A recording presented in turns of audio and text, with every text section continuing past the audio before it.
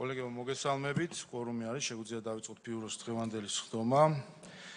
განსახილველი საკითხები, რაც შეეხება განსახილველ საკითხებს, მიმდინარე სასიო კვირაში პარლამენტის რეგლამენტის ცვლილება პირველი მოსმენით, ადგილწარმოშობის დასახელებების და გეოგრაფიული აღნიშვნების შესახებ შეთანხმება, ასევე ქარსაფარი ზოლის შესახებ კანონის ცვლილება ერთი მოსმენით, თამბაქოს კონტროლის შესახებ კანონის ცვლილება ერთი მოსმენით, გამარტივებული წესები მეწარმეების შესახებ კანონის ცვლილება ასევე ერთი მოსმენით, საჰაერო კოდექსის ცვლილება მეორე მოსმენა, ოკუპირებული ტერიტორიებიდან იძულებით გადაადგილებულ პირთა დევნილთა შესახებ კანონის ცვლილება მეორე მოსმენით, მაუწყებლობის შესახებ კანონის ცვლილება მეორე მოსმენით, პაკეტი, რეგლამენტის ცვლილება მეორე მოსმენით, ესეც პაკეტი.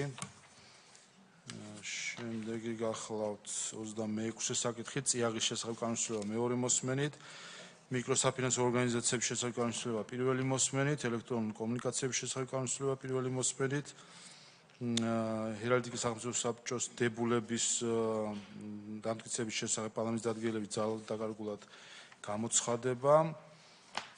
ეს არის განსახილველი საკითხები. რაც შეეხება ახალ საკანონმდებლო ინიციატივებს, იარაღის შესახებ კანონში ცვლილება შეიძლება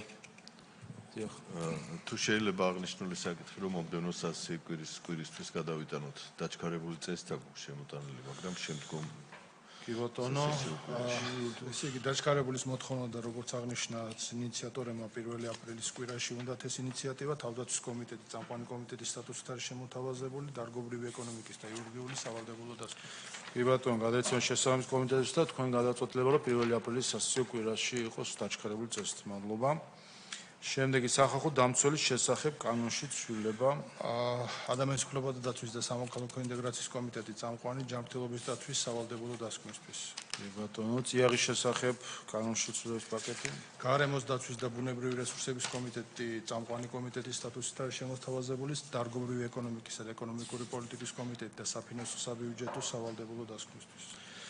კი ბატონო, შემდეგი საქართველოს და აზიის განვითარების ბანკის შორის ნომერ 2 ცვლილებია წერილი საფინანსო საბიუჯეტო აქტ წამყვანი დარგობრივი ეკონომიკის რეგიონული პოლიტიკის და საგარეო სავალდებულო დასკვნისთვის. შემდეგი ასევე საქართველოს და აზიის განვითარების ბანკის შორის ნომერ 1 ცვლილება წერილი შეთანხმება. საფინანსო წამყვანი დარგობრივი რეგიონების და საგარეო ურთიერთობათა სავალდებულო დასკვნისთვის. შემდეგი კვლავ საქართველოს და აზიის განვითარების ბანკის შორის შეთანხმების საფინანსო საბიუჯეტო წამყვანი აგრარული საკითხთა დარგობრივი ეკონომიკის რეგიონული პოლიტიკის და საგარეო სავალდებულო დასკვნისთვის. კი ბატონო, რაც შეეხება საორგანიზაციო საკითხებს, გვაქვს საქართველოს მთავრობის ადმინისტრაციის მომართვა მინისტრის საათის განხილვის განლინგის დამტკიცებაში ცვლილების შეტანის შესახებ თხოვთ თანხმობას.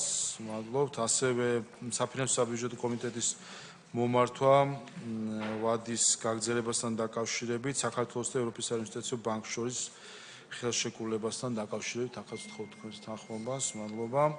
ცნობად ვიღებთ ფრაქცია ქართული ოცნების მომართვას გივი მიქანაძის ევროპასთან ინტეგრაციის კომიტეტში გაწევრიანების შესახებ. ასევე ცნობად ვიღებთ საფინანსო საბიუჯეტო კომიტეტის უარყოფით დასკვნას საკანონმდებლო წინადადებასთან დაკავშირებით, რომელიც ეხებოდა საპროცენტო განაკვეთის შეზღუდვის საკითხებს.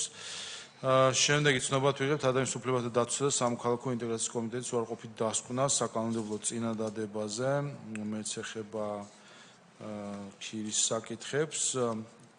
შემდეგი საკითხი გახლავთ საქართველოს პარლამენტის თავმჯდომარის მოადგილის თეა წულუკიანის მიერ წარმოდგენილი ანგარიში 2024 წელს ფრანკოფონიის საპარლამენტო ასამბლეაში დელეგაციის ანგარიში გადაეცემა საგარეო ურთიერთობათა კომიტეტს.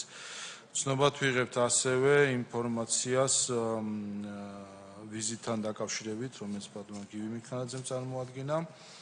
ასევე საპროცედურო საკითხთა წესების კომიტეტის ინფორმაცია პარლამენტის ბიუროს მიერ მიღებული გადაწყვეტილებებით განსაზღვრული დავალებების შესრულების მდგომარეობის თაობაზე. შემდეგი გახლავთ კვლავ საპროცედურო წესების კომიტეტის ინფორმაცია პარლამენტის წევრების კითხვაზე რეაგირების შესახებ და შემდეგი ასევე საპროცედურო საკითხთა წესების კომიტეტის დადებითი დასკვნა პეტიციასთან დაკავშირებით, რომელიც გადაეცემა ჯანდაცვის კომიტეტს. შემოწმდა ხელმოწერების ნამდვილობა, შემოსული იყო ამ მიზნით და შესაბამისად თემატურად გადაეცემა ჯანმრთელობის დაცვის კომიტეტს. კი ბატონო. შემდეგი გახლავთ საგარეო საქმეთა სამინისტროს ინფორმაცია საქართველოს და რეკონსტრუქციის და განვითარების საერთაშორისო ბანკს შორის პროგრამის თებერვლიდან ძალაში 25 წლის 26 თებერვლიდან ძალაში შესვლის შესახებ. და შემდეგი გახავთ საკანონმდებლო წინადადებები, რომელიც პირველი ეხება დაბალი წინების გასადენების დაცვის შესახებ კანონს.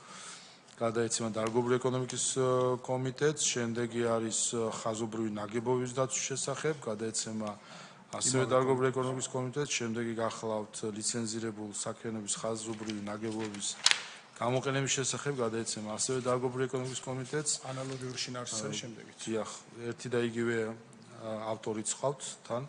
საკანონმდებლო წინადადება კვლავ ზურაბ ვანიშვილი ლიცენზირებულ საქმიანობაში ხაზობრივი ნაგებობების გამოყენების შესახებ, ასეც გადაეცემა დარგობრივი ეკონომიკის კომიტეტს.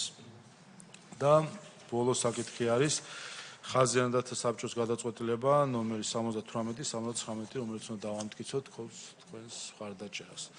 მადლობა, რაც შეეხება ჩვენს სასესიო კვირას, პარლამენტის წევრებისთვისაც და საზოგადოებისთვისაც არსებული დღის წესრიგიდან გამომდინარე, ჩვენ გვაქვს რამდენიმე დაჩქარებული პროექტი, რომელსაც ხვალიდანვე დავიწყებთ განხილვას და არსებული დღის წესრიგიდან გამომდინარე, დიდი ალბათობით ჩვენ სამშაბათი, ოთხშაბათი დაგვჭირდება პლენარული სხდომები, შესაბამისად, ხუთშაბათი და პარასკევი აღარ დაგვჭირდება პლენარული სხდომებისთვის და გთხოვთ, რომ შესაბამისად ასე დავიგეგმოთ, ხვალ 12-ს რომ დააგდება 15 წუთი გვექნება ბიურო, 12 საათიდან უკვე პლენარული სხდომა. თუ სხვა საკითხები არ არის, ბიუროს სხდომა დახურულია.